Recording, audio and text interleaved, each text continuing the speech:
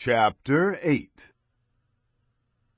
Yahweh said to me, Take a large tablet, and write on it with a man's pen, for Maher-shalal-hash-baz, and I will take for myself faithful witnesses to testify, Uriah the priest, and Zechariah the son of Jeberechiah. I went to the prophetess, and she conceived, and bore a son. Then Yahweh said to me, Call his name Maher-shalal-hash-baz, for before the child knows how to say, My father and my mother, the riches of Damascus and the plunder of Samaria will be carried away by the king of Assyria. Yahweh spoke to me yet again, saying, Because this people has refused the waters of Shiloh that go softly, and rejoice in Rezin and Remaliah's son.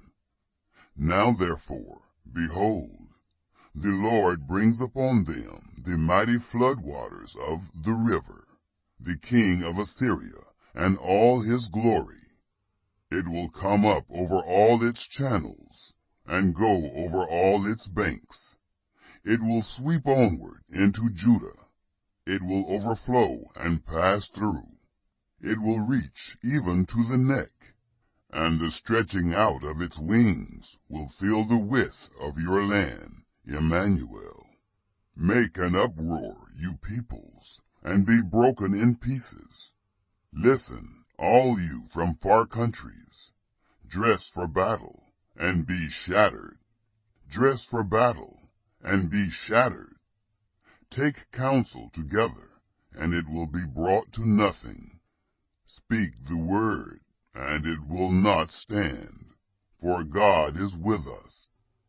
For Yahweh spoke this to me with a strong hand, and instructed me not to walk in the way of this people, saying, Don't say a conspiracy concerning all about which this people say, a conspiracy. Neither fear their threats, nor be terrorized. Yahweh of armies is who you must respect as holy. He is the one you must fear. He is the one you must dread. He will be a sanctuary, but for both houses of Israel, he will be a stumbling stone, and a rock that makes them fall. For the people of Jerusalem, he will be a trap and a snare. Many will stumble over it, fall, be broken, be snared, and be captured. Wrap up the covenant, seal the law among my disciples.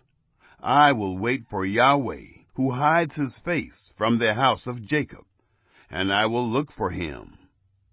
Behold, I and the children whom Yahweh has given me are for signs and for wonders in Israel from Yahweh of armies, who dwells in Mount Zion. When they tell you, consult with those who have familiar spirits and with the wizards, who chirp and who mutter.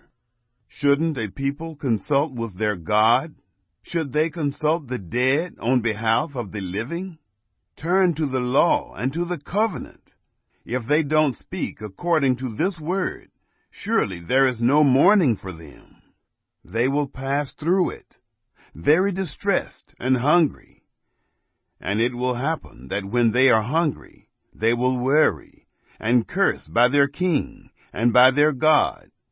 They will turn their faces upward and look to the earth and see distress, darkness, and the gloom of anguish. They will be driven into thick darkness.